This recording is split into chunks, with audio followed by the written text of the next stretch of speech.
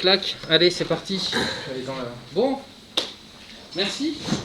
Merci, je viens de vous le dire, mais merci à vous d'être venus, c'est cool. C'est cool de continuer à venir à TEDx. Je remercie déjà tout de suite Seb, mais je ne veux pas arrêter de le remercier parce qu'il vient de se taper un road trip quand même de Nice jusqu'à Tours que pour TEDx et il repart demain chez lui, donc c'est cool de venir que pour nous. Il va nous parler de plein de trucs, moi que j'adore, donc Knative, etc., de l'OpenShift certainement dans tous les sens. Est-ce que tu peux appuyer sur une touche s'il te plaît? Bien en sûr. plus, il fait mon... Donc ce que je vous ai dit, on va filmer comme d'habitude la séance. Peut-être prendre 2-3 photos. S'il y en a qui ne veulent pas apparaître sur les photos, dites-le moi. Comme ça, en général, je prendrai plutôt sur le côté. Malheureusement, pas de pizza ce soir, pas de bière, mais il n'y en a jamais eu à TEDx parce que j'ai pas le droit. En fait, la présidente ne me permet pas de faire de la bière. Donc il n'y aura pas de coca. Bon, ce sera pour la prochaine fois, vous inquiétez pas. Je veux bien la suivante, s'il te plaît. Hello. Un petit merci, gros merci à nos sponsors, Absita, Ascensi et MAM qui ont de nouveau reconduit leur sponsoring cette année, donc on est tranquille pour cette année. Et MAM intègre entre guillemets du sponsoring un peu plus officiel parce qu'ils nous donnent les salles gratuitement sur toute l'année puisqu'on ne passe plus par Palo car Palo n'existe plus malheureusement. Du coup tu peux... Waouh. Donc Jordan devait être là. Alors c'est pas Elm avec un H, hein, c'est Elm E-L-M. C'est pas moi qui ai fait les. Je vais tweeter ça. Ne pas le montrer à Jordan. Donc il sera là le mois prochain pour nous parler de Elm, le langage qu'il affectionne particulièrement. Si vous avez vu sa conf à Tourentech vendredi, il en a un peu parlé de Helm, donc il va un peu nous montrer tout ça. Il nous manque quelqu'un aussi au mois de mars qu'on n'a pas indiqué, François qui va nous parler, je ne sais plus de quoi, mais c'est autour de l'agilité, je laisserai Fanny vous le rappeler tout à l'heure. On espère que TEDx sera représenté au Devox, on a soumis un BOF où on a invité Sébastien, Aurélie, Horatio pour nous parler du métier de DevRel. Donc on espère qu'on sera accepté et qu'on va s'éclater le soir à se faire un truc un peu délire. J'ai pas su quoi dire en mars, ce que c'était. C'est François Demier, l'agilité à l'échelle vue par Maïf. Oui. Et surtout pas safe. Ah voilà, c'est pardon. On coupera au montage. Donc en avril, on croise les doigts. Donc c'est pour ça qu'il n'y aura pas de TEDx sur Tours. T'as fait la blague ou pas? De quoi? TEDx. Non, parce que déjà là, on avait une faute, c'est pas un carrage, c'est... c'est moi. Et en mai aussi, Benjamin Dovissa, où on est super content aussi d'accueillir un talk autour de l'agilité. Donc, comme je vous ai expliqué, ne cherchez pas une ligne directrice de ce qu'on fait, on invite les gens qui nous éclatent. Du coup, Sébastien, si tu veux bien... Avec son titre qui est une chanson en fait. Yes. Last night I did say my Moi, life. je sais, moi je suis comme ça par rapport à toi sur ça. Donc nous, la plupart on se connaît, mais on se représente, donc Fanny et moi, donc on est les co-créateurs de TEDx. On peut nous joindre sur tout ça, on le redit, soumettez-nous ce que vous voulez voir en talk, ou ce que vous, si vous voulez vous lancer, allez-y, on vous accueille avec bienveillance, vous voyez, c'est cool à chaque fois. Et on fait toujours un petit coucou à Roxane qui nous a fait toute l'identité visuelle, qui est une graphiste qui a beaucoup de talent, indépendante sur Tours, donc n'hésitez pas si vous avez besoin, elle est très forte. Et puis je crois que la dernière slide, c'est pour juste dire que Seb, on te passe la main. Donc merci Seb, je vais te passer la main, je vais juste faire pause enregistrement, te payer le micro et du coup tu pourras y repartir. Ok. Et je couperai certainement tout ça au montage, tellement je suis fort comme Spielberg. C'est bon. Alors, bonsoir. Salut. Ça me fait très plaisir d'être là. C'est la première fois que je viens à Tours. C'est même la première fois que je viens un peu dans ce coin de la France. J'ai fait tout un parcours là, par Paris, Le Mans. J'ai raté mon train au Mans. Heureusement qu'il y en avait un autre. Donc je suis arrivé il y a 1h30, c'est ça hein? Tu es venu me rechercher. Et donc voilà, et je suis là ce soir pour vous parler de serverless avec... C'est pas le bon titre, pardon. Voilà, c'est bon. Non, parce que on partage un slide deck avec toute l'équipe des développeurs advocates et il y en a qui changent un peu le titre et tout. on est cool, on est entre nous, donc si vous avez des questions, vous m'interrompez, vous me levez le doigt, si vous voulez revoir un truc ou quoi. Dès que vous en avez marre, vous me dites, je change de sujet, et quand vous en avez vraiment marre, on arrête, ok. On fait ça à la cool. Ah, là, ça vient. Donc, je me présente quand même, je m'appelle Sébastien Blanc. Vous pouvez me suivre sur Twitter, Sebi2706. Mes DM, ils sont ouverts, donc vous pouvez me joindre là-bas. Vous pouvez aussi m'envoyer un mail, si vous préférez, à sblanc. Vous voyez bien, parce que moi... Ouais, quand t'es en face, eux, ils voient bien, ok, ça va. Voilà. Donc, j'ai le titre très pompeux de directeur de l'expérience développeur à Red Hat. En gros, je suis développeur advocate. Et moi, mon rôle, c'est de rendre les développeurs heureux. Et je fais ça comment? Je fais ça en faisant des talks comme aujourd'hui. Ces 2 dernières années, surtout en ligne. Et donc là, ça me fait super plaisir de refaire ça un peu en vrai. C'était pas arrivé depuis quelques... La dernière fois, c'était à Dubaï, et il y avait 3 personnes dans la salle. Mais et ils connaissaient. Et c'était un workshop OpenShift, et il y en a un qui est arrivé avec son téléphone portable pour faire un workshop OpenShift. Mais bon, bref. J'organise Riviera Dev, qui est une conférence super cool si vous n'êtes jamais allé à Riviera Dev. D'habitude, on fait ça dans une école de commerce à Schema. L'année dernière, à cause de Covid, on a réussi à privatiser un lac. Et on a fait ça sur un lac. Et les gens étaient en pédalo et les speakers étaient sur un ponton. Donc c'était un truc de fou. Moi, j'aurais voulu le refaire cette année. Mais ils ont dit non, Seb, il faut qu'on fasse une vraie conf et tout. Donc voilà. Normalement, on n'a pas de lieu cette année parce que le directeur du Schema est parti. Et le nouveau, il a fait ah, non, moi je veux pas de conf et tout. Donc on est en recherche de lieu. Mais je vous tiendrai au courant.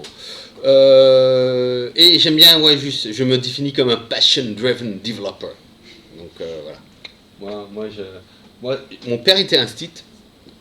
Et jusqu'à mes 18 ans quasiment, je voulais devenir instit comme mon père, parce que ça me passionnait. Mais j'aime encore plus l'informatique, donc je suis devenu ingénieur informaticien. Et aujourd'hui, je peux faire des présentations, c'est mon métier de transmettre ma connaissance. Du coup, je rejoins un peu ce que faisait mon père, tout en expliquant des choses que j'aime, l'informatique. Donc voilà. Voilà pour moi. Et on va parler de Knative et de serverless. Ok. Vous êtes plutôt dev ou plutôt DevOps dans la salle là? Vous êtes qui est dev? Une grosse voilà. Et ceux qui n'ont pas levé la main, vous êtes plutôt DevOps? Testeur. Testeur. Ok. Non mais comme ça je verrai souvent les démos. Et ceux qui sont dev, vous êtes plutôt Java ou pas? Yes. Ouais, ok. Non, du coup, je préfère un peu des démos Java aussi. On est. Ah, tiens, j'ai de l'eau aussi parce que je bois beaucoup. Je parle beaucoup et du coup. La 3e est payante. Alors, je vais y aller doucement. Serverless. On va essayer de commencer à définir ce que c'est serverless avant de rentrer sur le sujet Knative. Ok. D'abord, la petite blague. Serverless ne veut pas dire qu'il n'y a pas de serveur. Okay. Il y aura toujours un serveur qui tourne quelque part. Quand on parle du cloud, il y a quand même un serveur qui tourne quelque part. J'étais obligé de faire la petite blague, ok. Mais j'ai une définition, elle est en anglais, vous inquiétez pas, hein, on va prendre le temps, mais une définition que j'aime bien sur le serverless, qui est celle-ci. Et je vais prendre phrase par phrase et m'arrêter sur tous les points qui sont en rouge et tout. Et on va partir de là et après on va. Alors, je le lis, je le dis en anglais. Serverless computing refers to the concept of building and running applications that do not require server management. Donc, cette première partie en rouge là, serverless, on n'a pas besoin de. Bref, on s'en fout du management de serveur. Ok. Moi, je suis un dev, je suis un DevOps, j'ai mon application, mon workload, mon conteneur.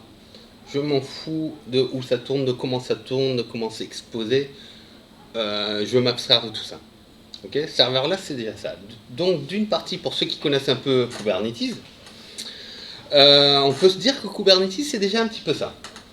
Parce que Kubernetes, en gros, j'ai besoin d'un conteneur, et je crée un pod, un déploiement, un service, ok, et Kubernetes gère tout ça. Donc, Kubernetes, c'est déjà un peu du serverless. Mais on continue. It describes a finer grain deployment model. Donc, on veut du fine grain deployment model. Qu'est-ce que ça veut dire? Ça veut dire que j'ai mon image de conteneur.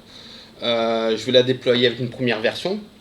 Je vais peut-être mettre à jour des variables d'environnement une fois. Du coup, je veux qu'il y ait un déploiement complètement séparé. Je veux que chaque déploiement soit immutable. Ok? Ça fait partie de la définition de serverless. Et on va voir comment on va pouvoir résoudre ça avec Knative. On continue. Where application. Alors, j'aime bien cette partie-là. Bundled as one or more function. Donc là, on dit, ça peut être du function as a service. Donc on peut exposer juste une fonction. Ou alors un bundle de fonctions. Et qu'est-ce que c'est qu'un bundle de fonctions? C'est une application, hein, tout simplement. Et là, c'est très important. Are uploaded to a platform and then executed, scaled and built in response to the exact demand. Et c'est là. En fait, on voit notre workload. On s'en fiche de comment il est déployé, c'est pas notre problème à nous. Et surtout, on veut qu'il serve les requêtes uniquement au moment où on en a besoin.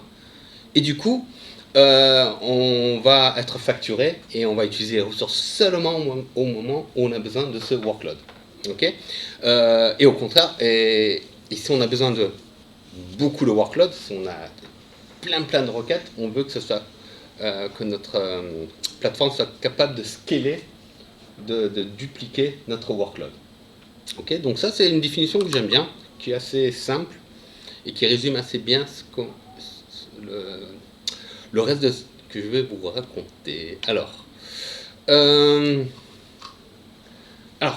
la différence est-ce qu'il y a une différence entre les microservices et le serverless? C'est un peu comme les gens qui essayent de faire le débat, est-ce qu'il y a la différence entre serverless et container? Il n'y a pas vraiment de débat. Serverless, c'est une suite des microservices. La grosse différence, c'est que les microservices, j'ai du mal à le dire en français, les petits services, en général, c'est nous qu'on a le contrôle sur le cycle de vie de l'application qu'on déploie. Okay, là, on va le déléguer à notre plateforme de serverless, Knative en l'occurrence. En général, nos microservices, si on fait du Java, c'est un jar, on fait Java jar, et c'est un process qui tourne, tant qu'on ne redémarre pas le serveur, le node, il va tourner. Okay, c'est du long life processes. On va voir qu'avec le serverless, justement, c'est pas forcément le cas. Okay, et on va aussi voir qu'avec du serverless, on va pouvoir appliquer un peu plus d'autres designs de programmation, plus orientés sur la gestion des événements, pas forcément. Hein. Donc on va pouvoir faire du event-driven development. Okay, et j'espère bien vous faire une petite démo là-dessus aussi. Ensuite, moi je vais vous parler de Knative aujourd'hui, parce que serverless, chaque cloud provider, Azure, AWS, Google, ils ont tous leurs solutions. AWS, la plus connue avec les Lambda. Okay, Lambda, c'est génial, ça marche super bien, c'est super efficace. Les gens qui l'utilisent ne payent pas trop, parce que c'est vraiment facturé à la seconde, je crois. Mais ça ne marche que sur AWS. Aujourd'hui, moi, j'ai envie de vous parler de Knative, qui est une solution de serverless qui va s'abstraire de tous les cloud providers, qui va enlever toute adhérence au cloud provider. La seule adhérence qu'il a, c'est qu'il y ait du Kubernetes dessous. Okay, c'est un projet de Google, tout comme Kubernetes. Il a un peu plus de 3 ans maintenant. Okay, et ça a été open sourcé dès le début. Et dès le début, tous les grands, IBM, Red Hat, enfin même si on est un peu pareil maintenant, hein. IBM c'est notre maman, à IBM, à Red Hat. On a tous commencé à contribuer, et on contribue tous. Red Hat, on est le deuxième plus gros contributeur. Je crois qu'on est d'ailleurs au moins 15 ingénieurs full-time qui travaillent sur le projet Knative. Okay, donc 5 sur la partie eventing, 5 sur serving, et au moins 5 sur la CLI, un truc comme ça. Y compris la productisation du produit et tout. Donc on a vraiment 15 personnes full-time et on contribue tous les jours dessus. Qu'est-ce que Knative? Alors, là encore, une belle définition avec des termes en rouge pour montrer ce qui est important. Alors, Knative, c'est une solution serverless qui va s'appuyer sur Kubernetes. On dit souvent que c'est la solution serverless native à Kubernetes. Pourquoi on dit ça? Parce que, vous savez, Kubernetes, c'est un orchestrateur de containers, à la base, mais c'est bien plus que ça. C'est très facile d'étendre les fonctionnalités de Kubernetes. Stéphane le sait très bien avec les opérateurs, et il écrit plein de super blog posts là-dessus, c'est vrai. Et c'est vraiment génial. On ne le sait pas forcément au début quand on commence à utiliser Cube, mais Cube, c'est très très facile d'étendre les fonctionnalités. D'étendre les API, de créer ses propres ressources qu'on peut déployer. Et Knative, c'est ça, c'est un ensemble de ressources, de custom ressources qu'on va offrir par-dessus Kubernetes, et un contrôleur qui va nous gérer tout ça. Okay, donc ça va réutiliser toutes les briques existantes de Cube, plus des briques qu'on va offrir en plus, et qui vont nous permettre de faire du serverless. Qu'est-ce que ça nous permet de faire exactement avec Kubernetes? Alors, le premier c'est Scale to Zero, et vous voyez no pod, no memory. Mais juste, je veux que vous fassiez attention à no pod, sur le mot pod. Si c'est native à Kubernetes, vous savez que sur Kubernetes, l'élément, le plus petit dénominateur commun dans Kubernetes, c'est le pod. Okay, c'est le pod. Ça signifie que Knative est une solution serverless qui va permettre de rendre n'importe quel pod serverless. Et quand on dit n'importe quel pod, ça veut dire que dans notre pod, il y a un container, ça peut être une vieille appli, je vais un peu troller, ça peut être une vieille appli Spring Boot, ça peut être du PHP, ça peut être du Go, ça peut être n'importe quoi. Du moment qu'il y a un pod, Knative peut le rendre serverless. Okay, après, il y a, si on veut du vrai scale to zero, on veut que notre pod il démarre assez rapidement et tout, donc c'est là où il va y avoir des challenges. Si on a une vieille appli qui met 40 secondes à démarrer, c'est pas forcément le bon truc. Okay, donc, Knative, on va lui dire en gros, tiens, j'ai ce container, j'ai cette image de container, je veux que tu me le déploies. Okay, et en gros, c'est tout ce qu'on lui dit. Et vous le verrez tout à l'heure quand on va déployer notre premier container serverless avec Knative. En gros, on lui dit juste le container qu'on va déployer. Lui, en gros, il va faire en sorte de, s'il n'y a pas de trafic sur mon pod, au bout de 60 secondes, par défaut, il va mettre mon déploiement à 0. Il n'y aura plus de pod qui tourne. Au moment où il y a une requête qui rentre sur le gateway qui correspond à ce déploiement, à ce service, à ce pod, il va redémarrer mon pod. Okay, pareil, dans l'autre sens, j'ai un gros pic de trafic. J'ai besoin de déployer 4, 5, 6, 12, 50 pods. Knative fera en sorte de me déployer ces 50 pods, et pareil, une fois qu'il n'y aura plus de trafic, ça va doucement retomber à 0.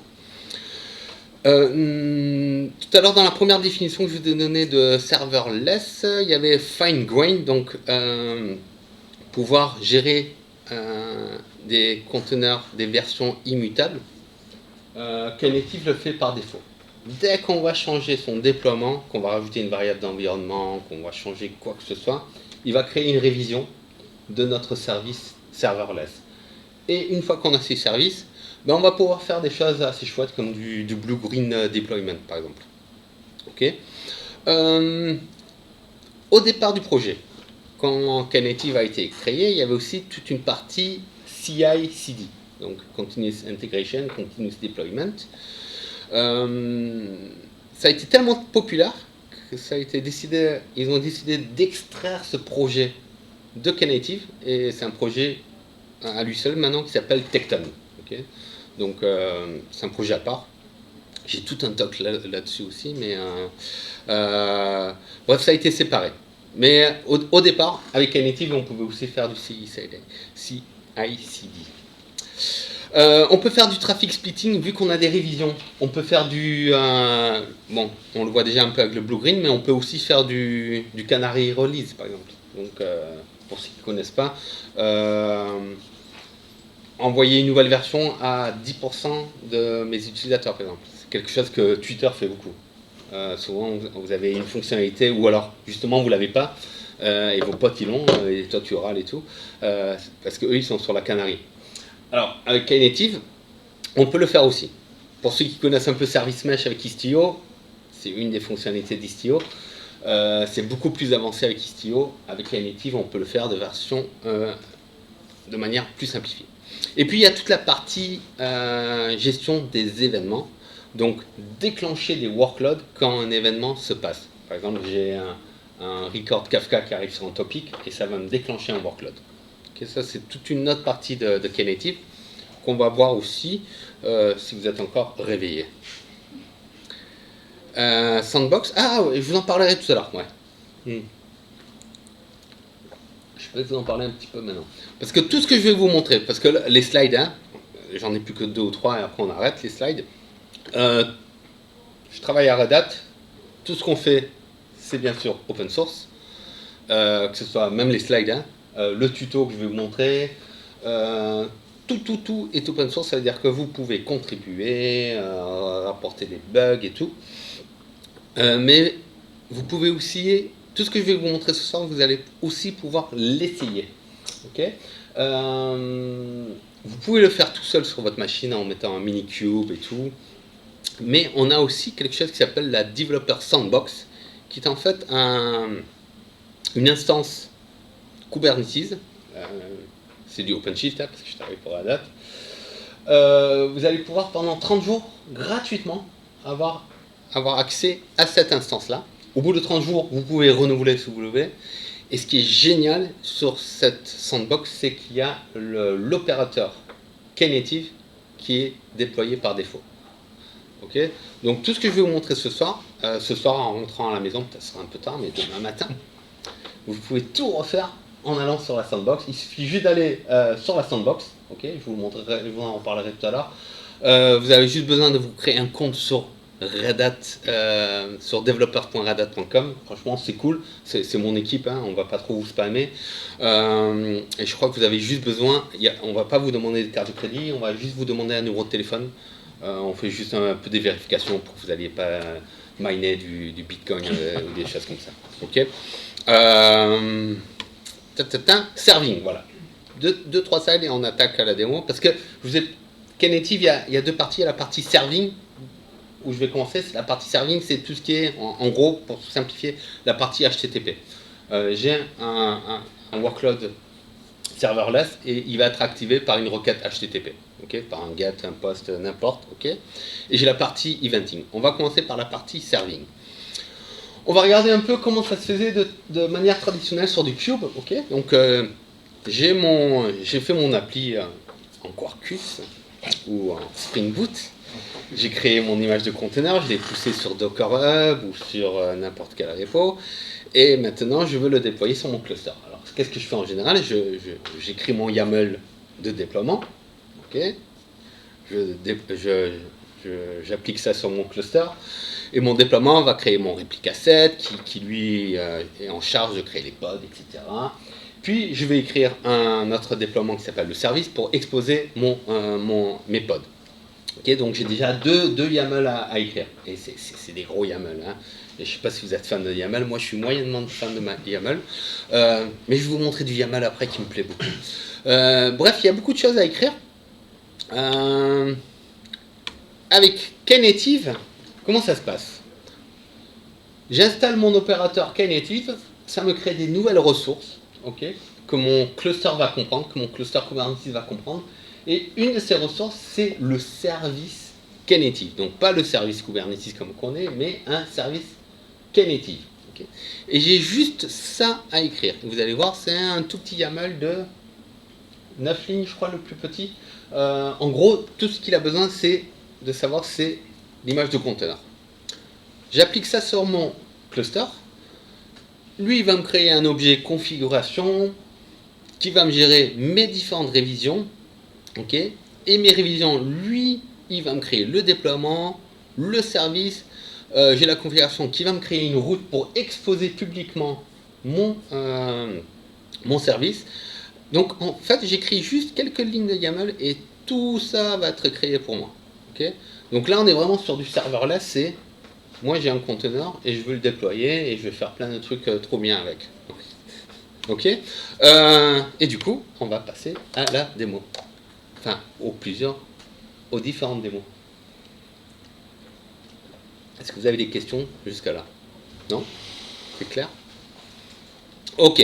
Alors, on va commencer. Je vais aller... Alors, j'ai pas eu le temps de préparer, parce que vu que j'ai raté ma correspondance, je comptais faire des trucs à l'hôtel, mais c'est pas trop grave. Hein. HD, vous allez voir. Master course. Ouh! Ambiance! Ambiance! Serving, ok. Ah oui, avant que j'oublie, tout ce que je vais vous montrer, vous pouvez le retrouver si vous tapez dn.dev/knative tutorial. Ok. Donc, vous le redirez après, hein, mais c'est assez facile. C'est dn pour devnation.dev, parce qu'on est de dev, /knative-tutorial. Ça vous emmène à un repo Git, ok. Sur ce repo Git, il y a toutes les ressources du tuto, les applications qu'on déploie, les scripts, les YAML, tout. Et sur la droite ici, vous avez un petit lien qui ouvre les pages GitHub de ce tuto, ok. Et là, il y a toutes les instructions. On ne va pas tout faire parce qu'il y a vraiment plein de choses. On va traiter toute la partie serving, ok, et on va faire un petit peu de l'eventing. Et il y a la partie setup que je saute. Ici, elle vous explique comment installer Knative en local, par exemple, si vous êtes sur du Minikube. Ok. Donc, si vous ne voulez pas aller sur la sandbox, vous voulez tout faire en local, on vous explique tout ici, comment installer Knative sur Minikube, par exemple. Mais on va parler de serving. Ok. Donc, moi, ce que je veux faire, c'est je veux déployer j'ai une image de conteneur assez simple, c'est une application Quarkus, hein, c'est un Hello World. Et on va déployer ça sur mon cluster, ok. Knative Client, je vais y revenir juste après. Deploy Service. Tac, tac, tac. Regardez un peu. Alors, j'aime pas le YAML, mais là, je trouve ça beau. Regardez-moi cette beauté. Attendez, je vais l'ouvrir plutôt ici. Je vais faire un bat. Service, voilà, regardez, c'est mieux encore, parce qu'on a le numéro des lignes et tout, du coup on voit que, regardez, c'est le kind, regardez, le kind c'est un service, encore une fois, c'est pas un service Kubernetes, c'est un service Knative, on le voit ici à l'API version, ça c'est parce que je déployais mes CRD et mon opérateur Knative, ok, donc mon cluster va le comprendre, là je lui dis, je veux créer un service, je lui donne un nom. Et après, j'ai mes specs. Et mes specs, c'est relativement simple. Comme je vous avais dit, il y a une seule chose qui est vraiment importante pour moi, c'est l'image de conteneur que je veux déployer. Et pour le coup, là, c'est cette image-là. Ok. Là, elle est préfixée par quay.io, parce que ce n'est pas du Docker Hub, c'est déployé sur quay.io. Je ne sais pas si vous connaissez, c'est le registry de Red Hat, qui est très cool. Gratuit aussi. Et en fait, ça se finit à 9, il fait 9 lignes de long. Et comme je suis un bon citoyen du cloud, je rajoute mes liveness probe et mes readiness probe. Okay, vous devriez tous faire ça, c'est super facile à faire et vous rendrez votre cluster heureux en faisant ça. Okay, Donc du coup, j'ai ça, et ça, je peux l'appliquer sur mon cluster. Je vais faire un petit clear, on va être sûr que je suis bien connecté à un cluster. Donc voilà, je suis connecté à un cluster que j'ai créé hier soir, ou ce matin, je ne me rappelle plus, ouais, hier soir, qui tourne sur Azure, et j'ai déployé un OpenShift dessus. Vous voyez là, c'est TADX. Et il est complètement vide. Et ce qu'on va faire, la première chose qu'on va faire, c'est on va créer un namespace. Create namespace et on va l'appeler TADX. Hop, là, clear, pardon, clear, et on va aller dedans, Cubans. Très bien, on est dedans. Là, je passe en mode Tmax parce que c'est cool. Je split mon écran en deux. Je fais un petit watch sur mes pods. Voilà. J'ai pas de pod qui tourne, c'est normal. Et on va déployer le YAML que je viens de vous montrer. Ok. Donc comment je fais ça? Je fais kubectl apply -f et ça s'appelait service.yaml. Il a été créé. Et normalement, voilà, on voit que j'ai un pod qui a été créé. Et du coup, on se dit, si j'ai un pod, j'ai sûrement aussi un déploiement. Donc j'ai mon déploiement qui est là. Okay. Le conteneur est en train d'être créé. Je ne l'avais pas fait ce matin, donc le node doit télécharger l'image. Ça devrait aller assez rapidement, si Azure est avec moi ce soir. Je devrais avoir un réplica set. Voilà, j'ai mon réplica set. Je devrais avoir un service, même plusieurs services. J'ai un service public, Greeter, voilà. J'ai pas de cluster IP. Encore, voilà, il est running. Et les plus attentifs verront que j'ai du 2 sur 2. Ça veut dire que dans mon pod, il y a pas un conteneur, mais 2 conteneurs. Parce que j'ai mon conteneur, donc c'est mon application que je viens de déployer. Et j'ai un sidecar conteneur. Pour ceux qui connaissent Service Mesh, le pattern de sidecar conteneur. J'ai un deuxième conteneur qui est dans mon pod, qui lui va faire toute la magie de serverless, ok, pour moi. Du coup, mon pod est déployé depuis 73 secondes. Et là, normalement, je dois parler au moins pendant 1 minute pour vous montrer que, vu qu'il n'y a pas eu de trafic dessus, mais il a mis du temps à télécharger, donc normalement, dans quelques secondes, mon pod va terminer parce qu'il n'y a pas de trafic. Et vu que c'est du serverless, s'il n'y a pas de trafic, ben, pas besoin qu'il tourne. T'es allé dessus? T'es allé sur l'URL? T'as trouvé l'URL? Bah, c'est... Non, c'est pas grave. T'as spoilé parce que j'allais l'endormir et le prochain, j'allais demander à quelqu'un. Mais tu pourras le réveiller dans quelques instants. Il n'y a pas de souci. Le 12, tu sors. Tu sors. T'as tout gâché. Tu m'as bloqué mon script là. Non. 2 minutes. Alors. Non, il n'y a pas de souci. Il y en a d'autres là qui cliquent là. T'as pas fait. Ah, ça y est, ça y est. Et tu vas pouvoir le réveiller là. Mais je vais. Ou toi, ou les. T'as tapé ça là d'adresse? Oui, c'est ça. Ah, c'est ça là, hein? Ok. Je vais tenter ça. Ok, non, mais c'est très bien. Et t'as une réponse? Oui. Ouais, bravo. Bon, là, vous voyez qu'il n'y a pas eu de trafic depuis un petit moment, parce qu'il a arrêté. Et du coup, mon pod scale à 0. Alors, là, il met un peu du temps. Voilà, ça y est. Il n'y a plus rien qui tourne. Et du coup, maintenant, ou toi, ou n'importe qui, le plus rapide qui a tapé, vous allez pouvoir me le réveiller. J'attends. Ah, cool. Vous êtes courageux parce que une chose que ce talk Knative, je le fais maintenant depuis 2 ans et j'ai commencé à le faire en mars 2020. Donc vous voyez un peu la période. Donc je l'ai fait virtuellement. Et quand tu fais ce talk virtuellement, ben, c'est génial parce que tu as toujours un chat. Donc tu as l'URL et j'ai la colle dans le chat et je fais allez, réveille-le-moi. Et les gens ils ont juste à cliquer. Et la première fois que je l'ai refait en personne, Et voilà et tout le monde avait la flamme de taper, pas comme toi. Et du coup, il n'y a rien qui se passait et tout. Mais, du coup, c'est cool. Je sais pas si c'est un de vous deux, c'est toi sûrement. Ouais. Je vais en faire d'autres. Après, j'ai une version web et j'ai un petit plugin qui crée un QR code. Donc, vous aurez juste à scanner le QR code ouais. Il faut s'adapter à la nouvelle situation. Du coup, là, vous avez vu le scale to 0. Et pour ceux qui auraient pas vu ce que ça donne, hein, attention, c'est super impressionnant comme application. Hop, c'est du Hello World. Ok.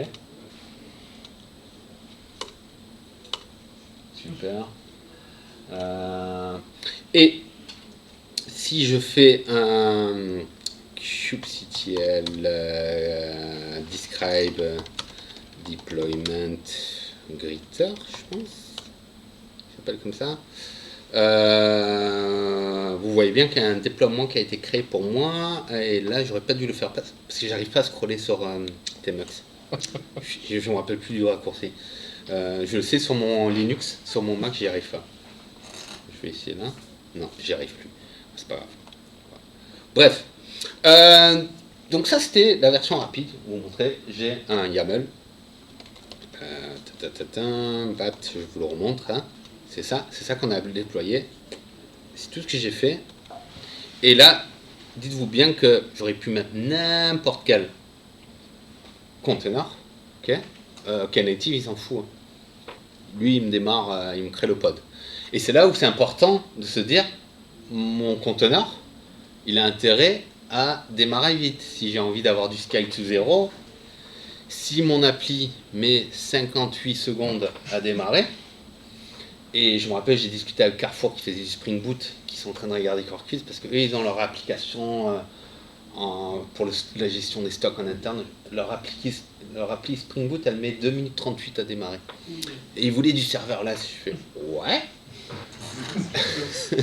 Vous pouvez, mais une fois que ça sera scalé à 0, la première requête, le mec il va attendre 2 minutes 38 avant de recevoir la première réponse. Donc je vais vous montrer par la suite. Scale to 0 c'est bien. Si vous voulez toujours avoir au minimum un pod qui tombe, c'est possible aussi. Je vais vous montrer par la suite. Et pendant que je vous parlais, vous avez vu que c'est revenu à 0.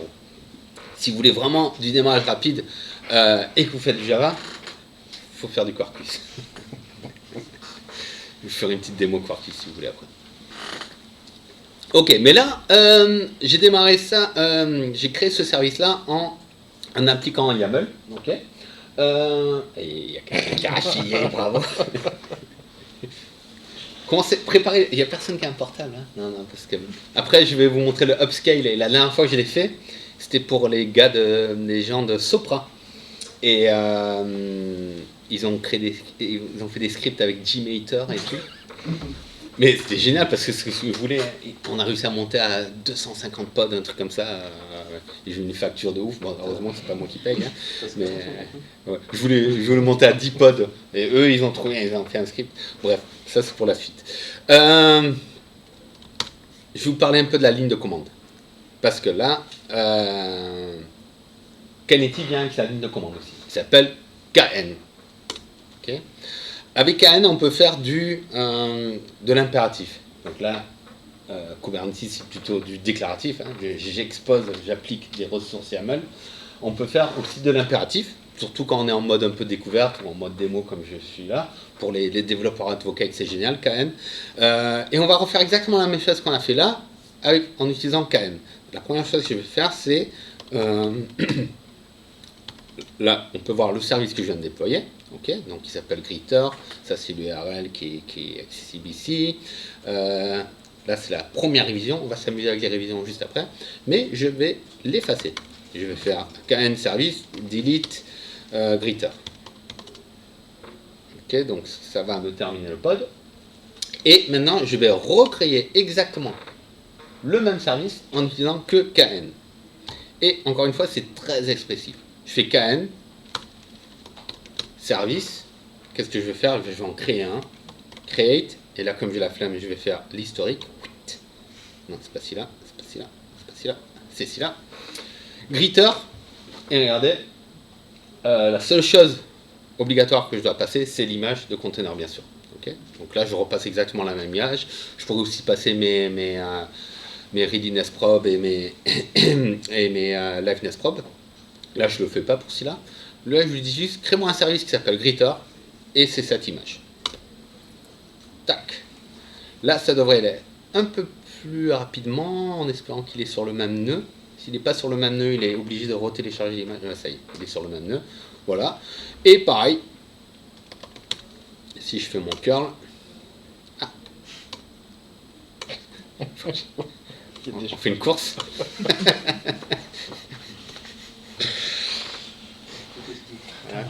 Je peux regarder si les gens sont attentifs. Ah non. Hein, personne qui clique là. Si. Ok, donc avec KN, je peux créer, manager mes services, les détruire, les updater. Et quand on commence avec KN, et justement sur la sandbox dont je vous ai parlé au début, là, auquel vous avez droit pendant 30 jours et tout, vous avez une console, un terminal intégré dans la console OpenShift. Je ne sais pas si toi tu l'as déjà vu. Tu l'as vu la console intégrée? Ouais, c'est sympa.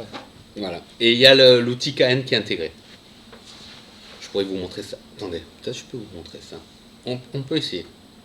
On va le faire. Développeur. Donc je vais sur developer.redhat.com, developer/sandbox. Ça m'emmène là. Je me log. Avec Sébastien Blanc.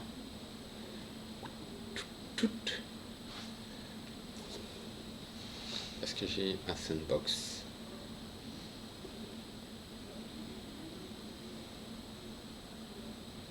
Donc moi ça va un peu plus vite parce que j'ai déjà ma sandbox, hein, mais vous ce serait juste un... Ah non. Ah ça y est, si, j'ai eu peur. Donc vous ça fera pareil, sauf qu'il vous demandera un numéro de téléphone. Moi comme j'ai une adresse Red Hat, ils me font confiance, ils ne me demandent pas mon téléphone. Et s'ils savaient, non je rigole. Non, je reste gentil avec eux. Du coup, voilà.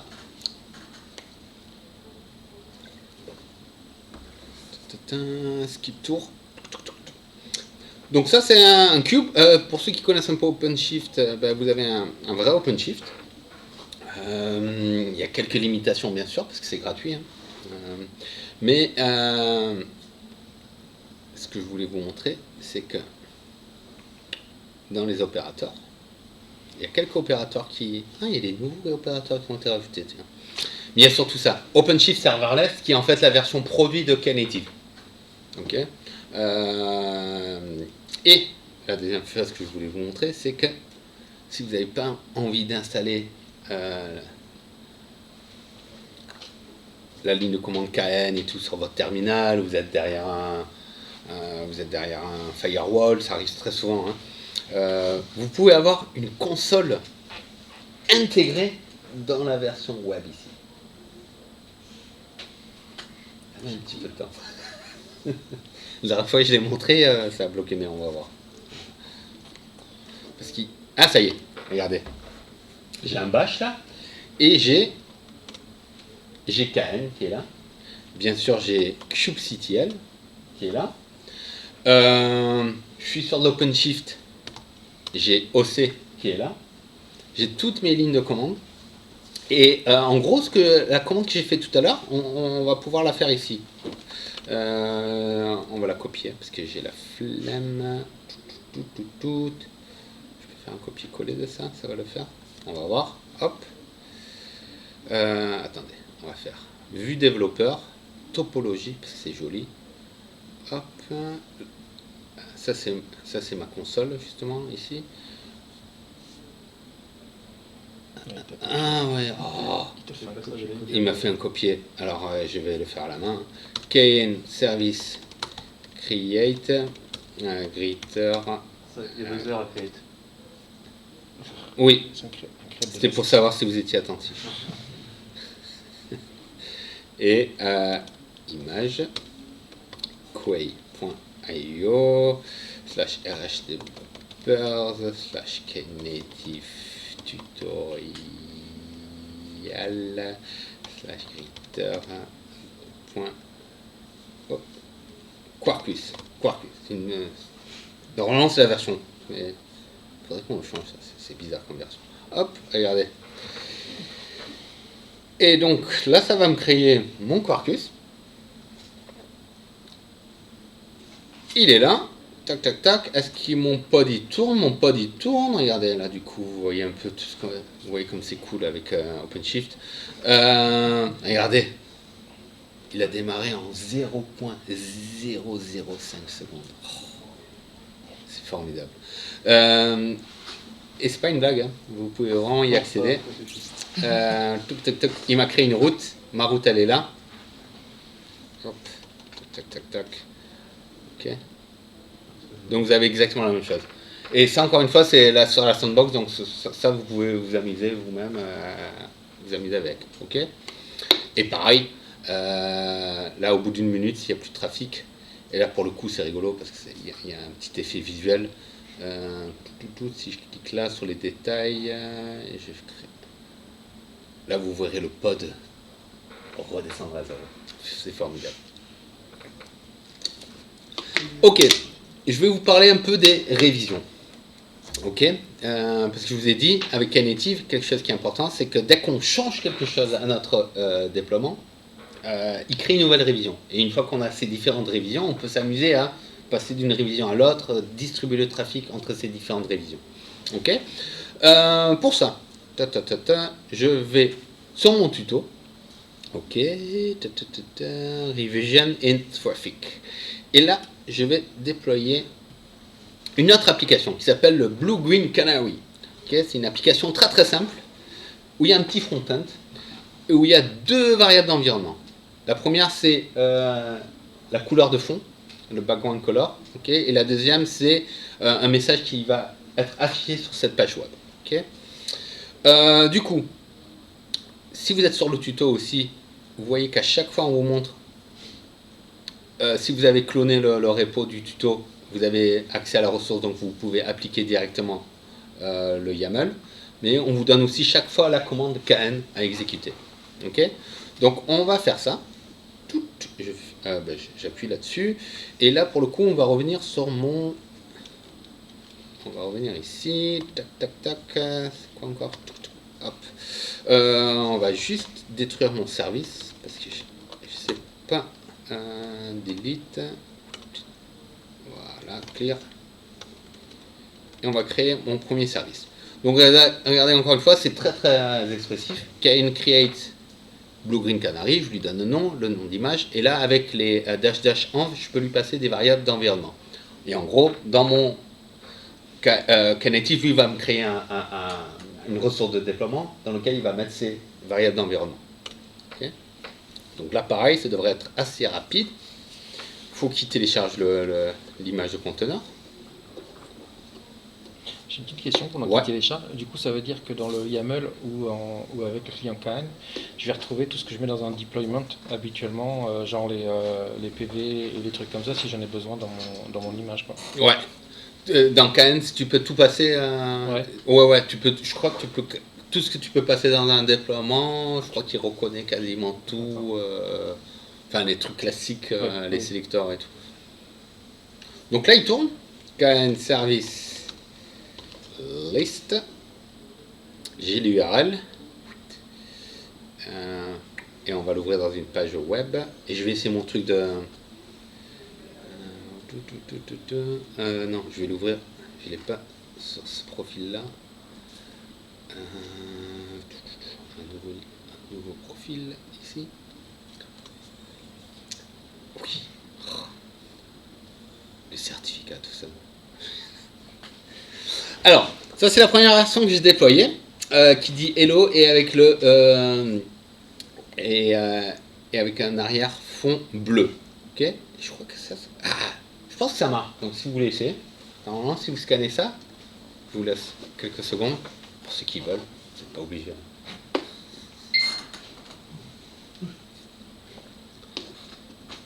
Il y en a un qui ça fait titre quand il scanne son QR code.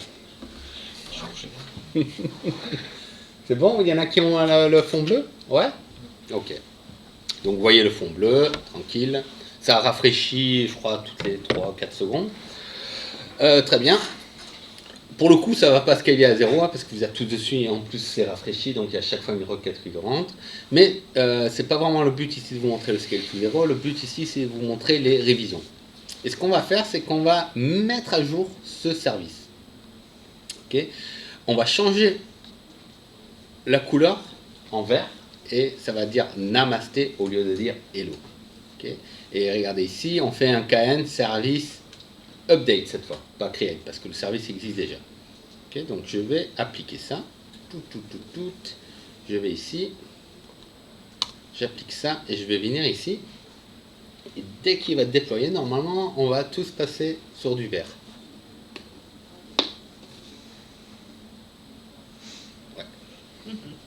Ouais, vous êtes tous sur du vert? Cool. Ça marche. Et du coup, si j'utilise KN, je fais KN Revision List. Du coup, vous voyez qu'il m'a créé 2 révisions ici. Il m'a créé la révision 1, c'est la première, et la révision 2.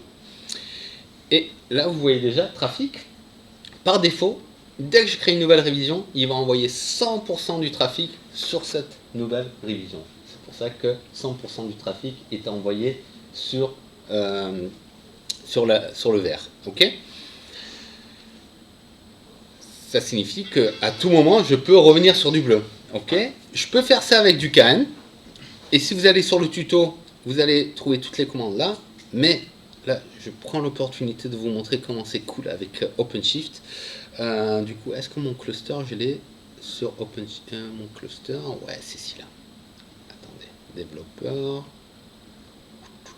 Ah non, mais pourquoi je fais le tuto? Non, pas le tuto. Là, il doit être là. Hein. Tadix, il est là. Et je vais sur ma topologie. Je vais sur ma topologie. Je vais sur ma topo. Je suis pas sûr qu'il soit connecté encore. Hein. Il est là, il est là. Ok.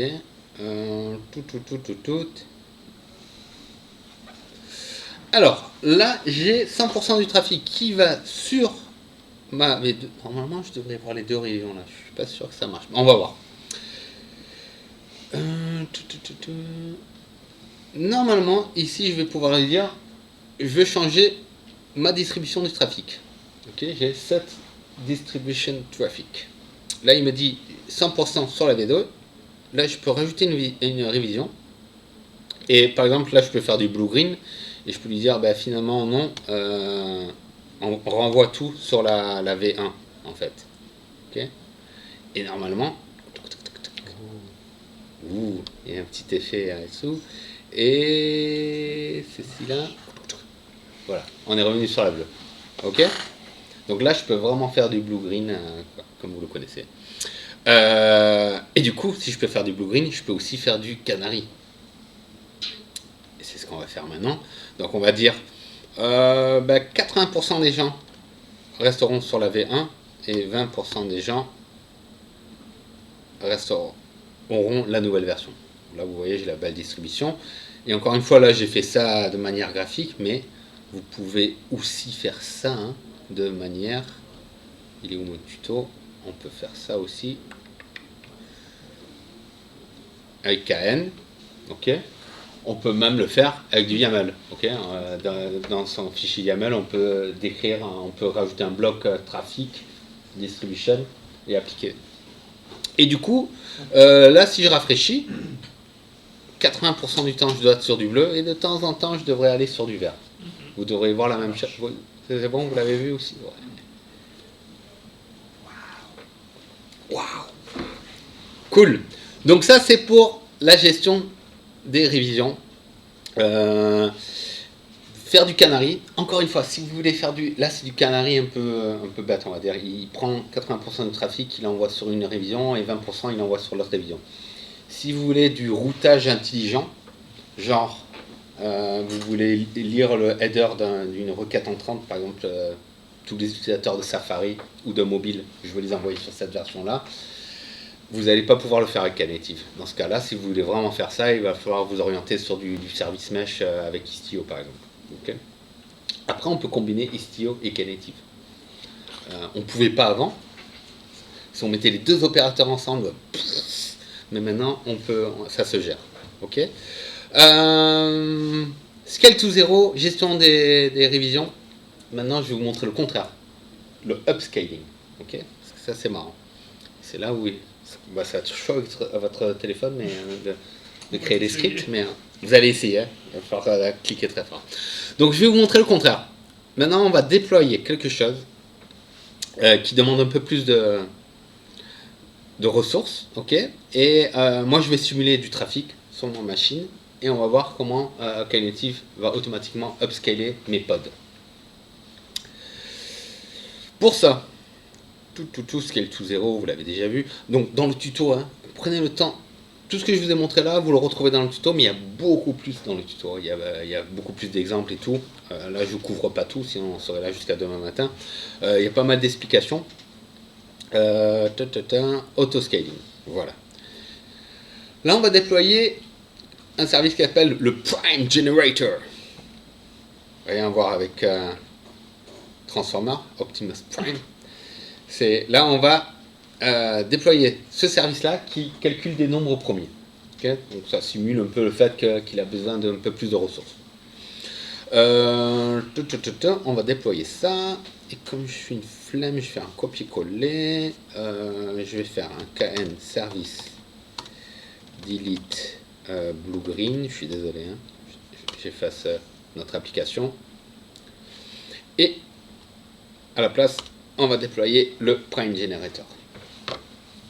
On voit, il me le crée là.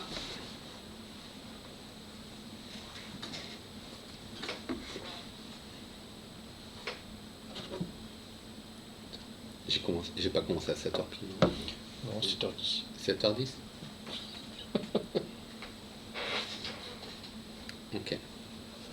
Donc, ça y est, il est déployé. Et maintenant, donc ce service-là, je vais l'appeler. Et ce que je vais vous montrer, en fait, je vais vous montrer un peu le YAML que j'ai déployé de ce service. Je vais juste vous montrer ça.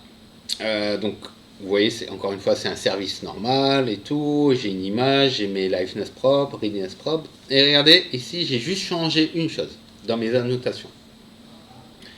J'ai changé le auto-scaling target. Par défaut, si je ne fais rien, Knative, il dit jusqu'à 100 requêtes concurrentes, ton pod, il arrive à gérer. Il estime. Au-delà, je continue à scaler. Moi, je suis en mode dev advocate démo. 100, c'est beaucoup trop pour moi. Je peux le overwriter et je peux faire ça dans les annotations. Là, je lui dis, s'il y a plus de 10 requêtes concurrentes sur la même adresse, là, tu peux commencer à upscaler. Ok. Et du coup, c'est ce qu'on va faire maintenant. Ça se commence. Ouais, c'est le ventilo qui tourne. Ça upscale. Alors, attendez. Juste, je me récupère l'adresse du service. Qui est là. Alors, comment je fais ça? Ou je clique très très vite. Et vous cliquez tous en même temps avec moi. Ok. Mais c'est chaud, même avec 10 requêtes concurrentes. Ou j'utilise un petit outil, et pour le coup, moi j'utilise un outil qui s'appelle A. Ok. A, il marche bien, il y en a d'autres, hein. Il y a Siège, Clément Escoffier avec Quarkus, lui il utilise un autre, RK, quelque chose, il m'a dit que c'était bien aussi. Moi j'aime bien A, c'est simple. Ok. Je vais encore. Là, vous voyez tous mes. Attendez. A. Il faut que j'aille dans mon historique là. Voilà. Je vais juste changer l'adresse. Là c'était pour qui Raifel. Non. Je vous explique hein, en gros ce que ça fait. Alors, et là je lui dis d'HC c'est le nombre de requêtes concurrentes. 50. Okay. Et j'ai dit que mon pod c'était 10, donc normalement il va me monter à 5 pods. Il y a un petit overhead, il va peut-être monter à 6-7 pods. Pendant 10 secondes. Sur mon service que je viens de déployer, Ok. Et mon service que j'ai déployé, il a besoin de quelques queries par an. Ok. Encore, vous les retrouverez pareil dans le tuto. Donc ça, je vais l'envoyer. Et normalement, j'aurais dû attendre que le pod redescende à 0. Non, mais c'est bon. Il me part. Regardez. Là, un peu plus. Non, mais c'est... Oh. Il y en a peut-être d'autres qui cliquent aussi. Hein. Ouais, mais c'est... après, il y a plus 25% au début, overhead, pour être sûr. Donc là, vous voyez, et on peut s'amuser. Hein. De toute façon, quoi, on va lui en envoyer un peu plus. On va lui envoyer 250. On va voir un peu. Normalement, tac. Là, on voit que... Attendez, on va aller sur mon cluster directement. C'est plus rigolo à voir sur le vrai cluster. Non, ça c'est l'autre. Il est où mon... Blue green là. Tatatat. 36 pods là, j'ai lancé. Vous voyez? Bon, eux, ils arrivent plus parce que je suis sûrement en... Voilà, j'ai plus de ressources sur mon cluster. Hein. Je pourrais rajouter des... parce que qu'est-ce que j'ai sur ce cluster? Attendez, get node. Ouais, j'ai juste 3 workers et c'est du Azure, c'est des petits pros. Donc voilà. Mais il n'arrive pas à gérer. Mais si vous avez les ressources, vous pouvez monter autant que vous voulez. Ok. Et du coup, ça, pour ceux qui connaissent un peu Cube, vous me direz, ouais, il y a le HPA, le le Horizontal Pod Autoscaler, c'est vrai. Mais là, vous n'avez pas besoin de le définir. Encore une fois, serverless. J'ai pas envie de me soucier de ça. Moi, j'ai mon service et c'est Knative qui s'en occupe de upscaler quand il y en a besoin. Donc, encore une fois, c'est de la facilité. Du coup, là, vous voyez aussi la finissez requête. Donc, tranquillement, il va redescendre aussi. L'utilisation de mes pods, là, je suis... Non, c'est ici, là. Ah, bah, ce pod, il a été terminé. Normalement, je suis... Si je reviens à... Je suis en administrateur, en développeur. Pourquoi il m'en remet ça à chaque fois? Prime, normalement, je suis à 14 pods encore, mais ils sont tous en train de terminer. Ok. Donc ça, c'est... Typiquement, il y a des use cases pour ça. Hein. C'est moi le use case que je raconte quand je parle à des compagnies d'assurance. C'est vous avez un chatbot super intelligent qui fait du machine learning par rapport aux primes de contrat et tout ça. La nuit, il n'y a pas trop de monde qui l'utilise. Le chatbot, il peut tranquillement aller à zéro. Il y a une inondation dans une ville spécifique. Le lendemain, tout le monde va aller demander au chatbot ses primes, des trucs, tout ça. À ce moment-là, le chatbot, il peut augmenter. J'ai une autre démo, j'ai un pote à Red Hat. Lui, il a une démo géniale où il va utiliser le upscaling pour faire du rendering d'images Blender. Blender, en fait, ça peut tourner en headless. Hein. Il va uploader une image. L'image va être divisée en différentes régions. Et chaque région va être envoyée, va être récupérée par un pod. Donc ça va upscaler, ça va faire le rendering du bout d'image de Blender. Et quand il a fini, le pod retombe à 0. Et attendez, regardez, je peux vous montrer comment ça s'appelle. Handyman, voilà. Ça s'appelle Knative Handyman. Et encore mieux, attendez. Comment je pourrais vous... En cas, je t'en ferai un petit mail avec des liens. Et vous, tu pourras la renvoyer à tous les gens. Parce que c'est Laurent Bredou qui a fait ça. Et Alain, deux potes français de Red Hat. Et donc il y a tout le repo qui explique tout. Mais si vous voulez voir en live...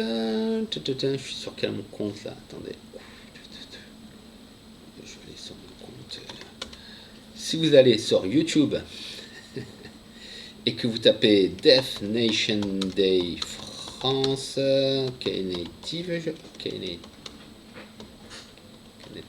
je pense, vous aurez Kafka et Knative au service des bricoleurs du dimanche. Donc c'est cette démo-là, avec Blender, expliquée par Laurent et Alain. Je sais pas pourquoi ça ne charge pas, mais on va pas regarder la vidéo ensemble de toute façon. Hein. Mais si vous voulez un autre use case qui est très original, qui change un peu de mes Hello World ou de mes Prime Generator, pour le coup c'est super cool. Ok. Ça va? Impec. Ok. Je vous montre 2-3 trucs et après vous me dites quand vous en avez marre. Minimum scale. Je vous ai dit tout à l'heure, votre pod il doit être rapide à démarrer. Ce qui n'est pas forcément le cas. Peut-être que vous voulez juste profiter. Le scale to 0 c'est un nice to have. Mais peut-être vous voulez juste profiter de tout ce que Knative offre, la facilité de déploiement, les révisions et tout. Mais le scale to 0, c'est pas quelque chose que vous avez envie d'avoir parce que vous voulez toujours avoir des pods au chaud. Parce que la JVM elle est chauffée, des choses comme ça. C'est très facile. Dans votre déploiement, dans votre service, encore une fois, votre service, vous pouvez spécifier un min scale 2. Okay, donc là, il me dit en gros, mets toujours 2 pods au chaud. Okay. Et pareil, il y a aussi un max. Okay. Là, on ne le montre pas, il y a un max scale, on peut aussi dire, et ne va pas au-delà de 5 pods. Donc on peut tout limiter et tout. Et du coup, on peut faire des trucs marrants. Hein. J'ai des gens de Worldline qui font du Quarkus. Et pour ceux qui connaissent, avec Quarkus, on peut compiler en natif avec GraalVM. Donc on a des workloads qui démarrent vraiment très très rapidement. C'est le combo parfait hein, pour Knative. Ça démarre en 0,002 secondes. Mais ils aiment bien aussi la JVM. Parce qu'une fois que la JVM est chauffée, qu'il y a eu le JIT qui est entré elle performe quasiment mieux que du natif. Elle marche très très bien la JVM une fois qu'elle est chauffée. Et du coup, ils m'ont dit, mais c'est possible d'avoir les deux, d'avoir toujours 2 pods JVM chauffés, et quand il y a besoin, quand il y a un pic de trafic, démarrer des pods natifs. Alors, par défaut, c'est pas possible dans Knative. En s'amusant avec les révisions, en changeant un peu les trucs, j'ai réussi à avoir un petit POC qui marche, où j'ai une révision où c'est de la JVM, et ma révision 2 où c'est du natif. Et je dis qu'il y ait toujours 2 pods minimum qui tournent, où il me prend la révision 1 du coup, qui tourne en JVM, donc qui est chauffé. Et quand il y a un pic de trafic, il me démarre les pods en natif qui démarrent du coup super vite. Donc ça, on peut faire des trucs marrants de ce style-là. Je vous parle un tout petit peu d'eventing, et après on peut s'arrêter. En général, vous faites combien de temps? Ouais, une heure. Passer 1h30, ça commence à être plus dur. Philippe, il avait fait plus qu'une heure et demie. Hein. Il peut pas, il s'arrête plus. Lui. Ouais. Philippe, on n'arrive pas à l'arrêter. Philippe, on l'arrête. Non, je vais vous parler un peu d'eventing parce que c'est quand même.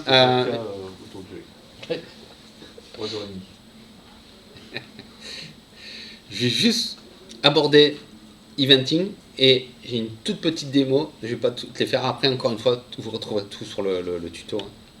Parce que c'est quand même super intéressant aussi la partie eventing. Surtout si on s'intéresse un peu à du event-driven architecture. Donc, encore avoir moins d'adhérence. Okay, déclencher mes workloads sur la base d'un événement. C'est un slide chiant, on s'en fout. Voilà. Alors, faire de l'eventing avec Knative, il y a 3 moyens de faire. Le plus simple, c'est j'ai une source d'événement. Ma source d'événement, ça peut être un record sur un topic Kafka, ça peut être un événement sur l'API Kubernetes, ça peut être un commit sur Git, ça peut être n'importe quoi. Ça peut être un cron job et tout. Et j'ai et je vais encore me faire avoir, un sync qui est, donc, si je traduis, c'est pas un égouttoir. Comment on traduit un sync en français? Ouais, c'est... Un évier, ouais, voilà, un évier. Chaque fois, je me fais avoir. Non, voilà. Donc, il y a la source qui envoie vers l'évier. Et l'évier, en fait, qu'est-ce que c'est? C'est un service Knative. Ok. Donc Eventing, c'est que ça. J'ai une source qui déclenche un service Knative. Ça, c'est la version simple, c'est la version que je vais vous montrer en démo, parce qu'elle est facile à montrer en démo. Mais je peux aller un peu plus loin. Okay. Je peux avoir mon évier qui soit un channel, en fait. Et mes services, en fait, ils vont faire un subscribe à ce channel-là. Okay.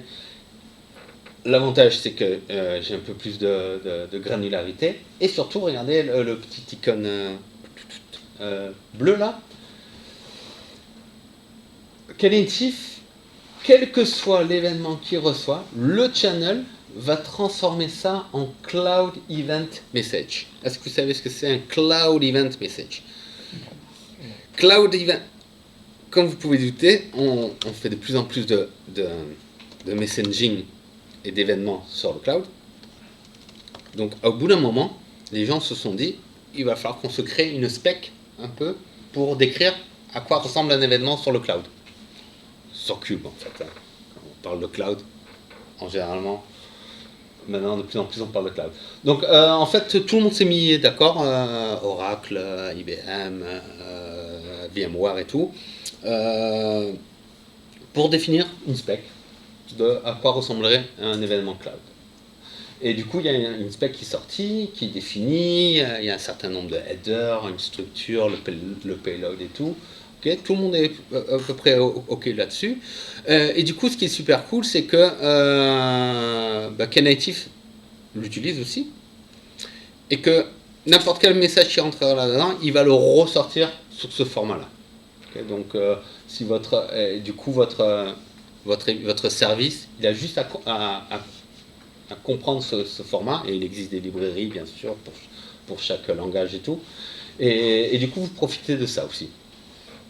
Donc ça, c'est en utilisant un channel.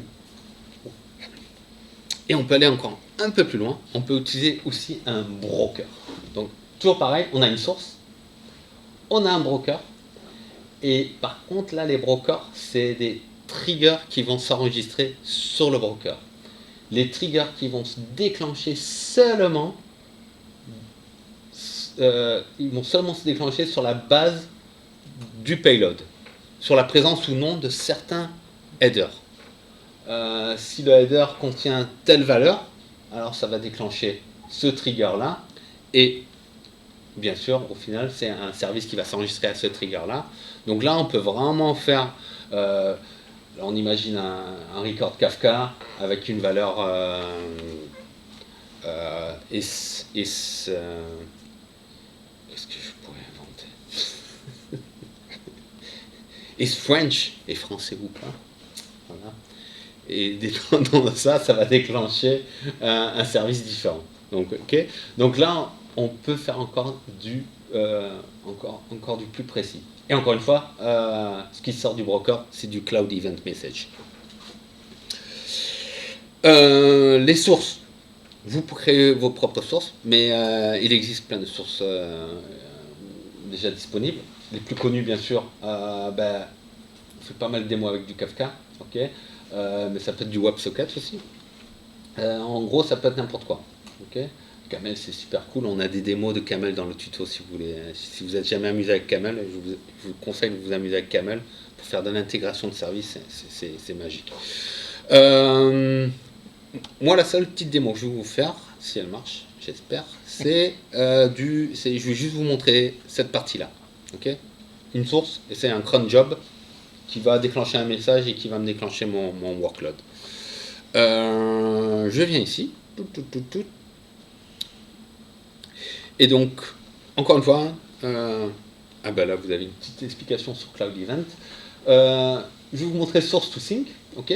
Donc, et vous, si de votre côté vous voulez vous amuser, encore une fois, vous pouvez faire ça avec la Sandbox. On a tout avec les channels ou avec les brokers. Si vous voulez vraiment vous amuser, on a du Knative Eventing avec du Kafka. Et là aussi, on vous explique tout. Si vous ne connaissez pas trop Kafka, on vous explique comment déployer du Kafka facilement et tout. Ok. J'ai pas le temps, et même avec du Camel. Mais on va faire cette partie-là. Du coup, elle est assez simple. J'ai besoin de déployer deux choses. J'ai besoin de déployer ma source, ok, pour ce coup-là, je vais utiliser une source qui s'appelle la ping source, qui est fournie par défaut par Knative Eventing et qui est en fait un cron job. Elle est très bien pour faire des démos. Je ne sais pas si les gens l'utilisent en vrai, mais elle est très bien pour faire des démos. Et regardez, c'est relativement simple. Je lui donne un nom, je lui passe un schedule. Donc là, pour ceux qui connaissent la définition, j'ai la définition d'un cron classique. Là, en gros, je lui dis toutes les 2 minutes, ben, fais quoi? Envoie-moi ce payload-là, ou ça, ben, sur ce sync-là. Et ce sync-là, c'est quoi? Ben, c'est un service Knative qui est référencé ici. Ok? Donc, du coup, tout ce que j'ai à faire, c'est créer mon service. Et c'est là où je ne dois pas me faire avoir. Je vais d'abord déployer mon service, pas ma source. Mon service, il s'appelle Eventing Hello. Je vais dans Eventing. Ouais, c'est bon, ça devrait le faire là. On va essayer. Je sais pas si ça marche. Si, lui, il va marcher. C'est ma source que je suis pas sûr. Ok. Donc, mon Eventing Hello, c'est mon évier. Ça sonne bizarre. Il y avait un autre mot que évier. Puis, c'est plus joli. Hein, hein. Donc là, je déploie mon puits. Peut-être que vous vous demandez aussi qu'est-ce qui se passe exactement quand ma source active, comment ma source active mon puits. En fait, si je reviens ici, qu'est-ce qui se passe ici? C'est quoi ce trait-là? En fait, il va, au final, ça reste de l'HTTP parce que ma source va faire un appel post, c'est une convention, va faire un post sur le route de mon service. Et le payload contiendra le Cloud Event payload, et dans les headers, j'ai tous mes headers de Cloud Event. Mais en fait, ce qui se passe ici, c'est un post. Ok? Donc, il est déployé. Maintenant, je vais déployer ma source. Je reviens ici. Non, c'est pas ici. C'est ici. Et je vais essayer ma source, et je crois que c'est là que je me fais avoir. Du coup, on va se le déployer comme ça. Eventing Hello. Je crois que mon KN il marche pas. On va essayer. On va voir. J'allais dire, essayer. On va essayer. Hein. On va essayer. Ouais, il marche pas. Chaque fois, ça, 2 fois que je me fais avoir et j'ai pas ouvert une issue dessus. Mais c'est pas grave. Du coup, je vais appliquer la ressource. Attends. Data. kubectl. Apply, et elle s'appelle comment cette source? Eventing. Alors il y en a plein. Il faut que je prenne le bon. Eventing Hello source. Je crois que c'est celui-là. Et si je fais pas d'HF, ça va pas le faire. Voilà, ma source est créée. Et normalement. Et du coup, je peux aussi vous montrer comme c'est beau sur OpenShift. C'est celui-là. Je recule. Regardez comme c'est beau. Vous voyez, j'ai mon puits et ma source qui est là. Donc là, je l'ai fait en ligne de commande. Je pourrais le faire ici avec des event source, je pourrais tout faire en clic. Tout ce que je vous ai montré, je pourrais le faire en clic aussi. Voilà. Alors, normalement, je l'ai laissé sur 2 minutes. Je me suis fait avoir. Mais normalement, dans 2 minutes, du coup, il va envoyer un message. Et du coup, ça va déclencher mon pod. Pour le coup, ce que je fais d'habitude, je fais Stern. Stern, pour ceux qui ne connaissent pas, c'est un super outil de log pour... Ah ben, regardez. Vous voyez, là, ça fait 2 minutes que j'ai parlé. Et du coup, il déclenche mon conteneur. Et normalement, regardez, j'ai un post, comme je vous avais dit, sur le route, avec un message « Thanks for doing the Knative tutorial ». Donc, c'était bien le post que j'ai passé. Donc là, c'est la version vraiment très simple. Vu que je l'ai mis sur 2 minutes et que le scale to 0, par défaut, il a 1 minute, c'est fait exprès pour qu'au bout d'1 minute, des pods ils retombent à 0 et 1 minute après, hop, ils se font redéclencher. Voilà. C'est tout pour moi. Enfin, je pourrais continuer à l'infini. Mais, encore une fois, pensez bien à dn.dev.knative/tutorial. Ok. Vous pouvez vous amuser tant que vous voulez avec. Vous pouvez ouvrir des issues. Ok. Si vous trouvez des problèmes ou quoi, n'hésitez pas à ouvrir des issues. Encore mieux, à faire des pull requests. Ok. On adore avoir les pull requests. Cela, oui, ça fait un petit moment, mais il a fait une pull request pas terrible. Donc je lui demande un peu des infos. Mais n'hésitez pas. Pensez à la sandbox.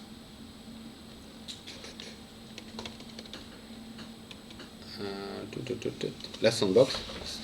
Parce que vraiment, si vous prenez le tuto et la sandbox, vous pouvez vraiment tout faire. Il y a peut-être la dernière partie. Si je viens là, il y a peut-être la partie Camelka que vous n'allez pas pouvoir faire parce que Camelka, on n'a pas l'opérateur sur la sandbox. Kafka, vous allez pouvoir faire si vous utilisez un Kafka qui ne tourne pas dans le cluster mais qui tourne en dehors. Si vous utilisez un Kafka managé, on en a un aussi si vous voulez. C'est gratuit chez Red Hat pour les développeurs.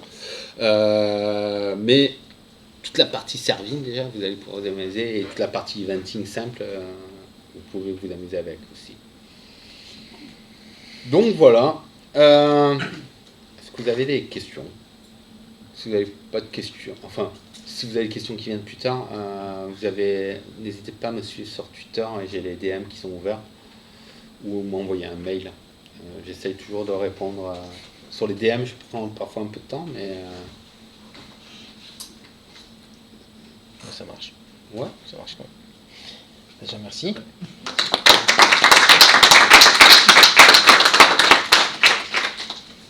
Donc, est-ce qu'il y a quelques questions? Question, je connais pas trop Kubernetes. Ouais. Donc j'ai eu un petit peu mal à suivre, mais je validais.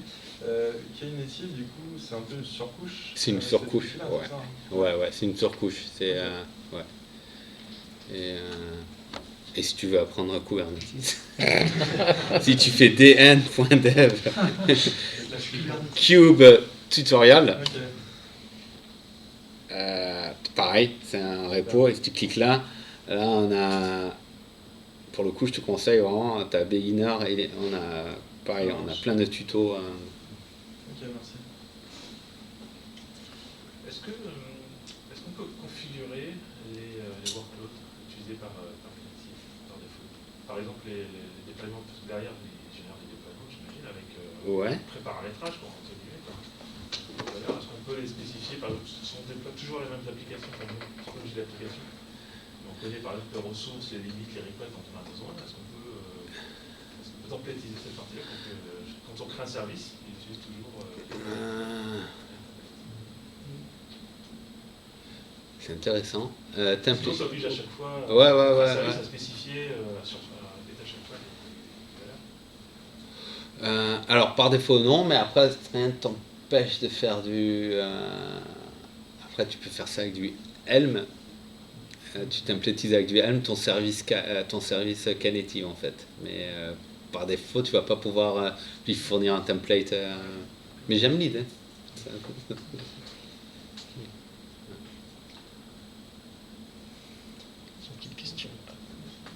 Ouais, petite question, quand vous parliez, on a vu quand vous avez déployé un service qu'on obtenait une URL, derrière c'est quoi? C'est que ça a déployé un load balancer? Oui, en fait, juste pour se rendre compte. un ingress, pour le coup, c'est courir. Okay. Après, on peut utiliser un autre LB. Ok, ouais. C'était là la question où il y a le trafic. Un trafic, n'importe quoi, ou celui de d'Istio, justement, on peut utiliser l'ingress d'Istio. Okay. Ouais. Par défaut, quand on utilise l'opérateur, enfin là j'utilise l'opérateur de OpenShift, du coup c'est du courir, je crois. Ouais. Mais on peut le changer assez relativement facilement. Dans le tuto, je crois qu'on l'explique d'ailleurs. Justement sur Minikube, on l'explique comment déployer le Ingress. Tu as une idée d'opérateur, de la place qu'il prend sur le cluster en lui-même? C'est quoi? Derrière, il a 200 pods pour faire l'opérateur Knative en lui-même. C'est velu comme truc à déployer sur un cluster ou c'est assez léger Par exemple, si je compare avec un Istio où ça te prend déjà un rein quand tu le déploies, l'opérateur. On peut regarder. Il prend un peu, hein. Oui, il n'y a pas. There's no free lunch. C'est ça. Il y a l'activator, l'autoscaler. Il y a quand même un peu du truc qui tourne. Il prend un petit peu. Après, c'est pas. Quand on voit la mémoire et le CPU, c'est pas non plus des trucs qui sont. Ouais. Quand ils bossent pas, ils sont pas non plus. Ouais. Ça, c'est pour serving, eventing. Je prépare le terrain pour ceux qui voulaient y aller, qui vont devoir amener un chèque aux personnes qui viennent le cluster. Ouais. Non, il y a un petit peu. Ouais, il y a un peu du overhead. Mais ça va. Si on vous le montre même sur du Minikube, comment le faire. C'est que ça passe. Quoi. Mais vous l'avez vu tout à l'heure quand j'ai commencé à upscaler, que j'étais sur de l'Azure, ils sont tous passés. Au bout du 10e pod, il est parti en pending parce qu'il n'y avait plus de ressources. Donc, oui, il faut en tenir compte. Pendant qu'on parle des ressources, c'est Knative qui intercepte les requêtes HTTP ou il arrive à le faire passer directement par Kubernetes pour éviter justement un surcoût à aller traiter les requêtes HTTP par exemple. Quand elles arrivent du load balancer. Elles arrivent dans l'ingress. Ouais. Et après elles partent dans un load balancer interne à Knative ou pas? Ou ça passe directement par le système de service de Kubernetes? Non, ça part pas directement dans le service. Alors. Parce que du coup ça peut avoir un surcoût et pour la production comme on parle des ressources. Ouais. Alors la logique interne, je sais pas exactement. Parce que vu les pics des fois que nous on a en production, je me dis si on rajoute encore un intermédiaire, bon, c'est tout de suite des millisecondes qui s'ajoutent. Ouais, après il faut voir ouais, je sais. Alors. C'est pointu. Ouais. Mais je demanderai à l'équipe. J'ai souvent la question pour Istio. Et ce qu'on répond en général aux gens, c'est 10%. Il faut rajouter 10% de overhead en plus. Voilà. Après, est-ce que c'est acceptable ou pas, 10% sur du Knative, je sais pas ce que ça va rajouter. Mais, Est-ce qu'il y a d'autres questions? Non. Eh ben, remercie Sébastien merci à d'être vous venu. encore et merci pour toutes les questions. On est désolé puisque... Platement, je vais me faire mal au dos. Pour la non-pizza aujourd'hui, c'est un truc qui nous tient énormément à cœur parce qu'on continue à discuter. Et Pizzaiolo aussi. Le Pizzaiolo aussi content généralement. Donc, mille excuses, c'est vraiment pour prendre soin de vous en premier et puis pour aussi obéir aux directives qui nous sont imposées. Le but, c'est de se redonner rendez-vous à ZAP. Je ne sais pas ce que ça donnera du coup avec Jordan, qui présentera Elle mais sans H le mois prochain. Mais voilà, on espère vraiment. Désolée pour ceux qui viennent que pour la pizza gratos, comme moi. mais promis, voilà, il y aura d'autres rendez-vous dans la vie. C'est toujours mieux qu'à distance, en tout cas pour nous. Donc merci de votre présence. Merci d'être venu, même avec des béquilles. Ça nous touche énormément. Et puis, promis, on discutera de tout ça un peu plus tard.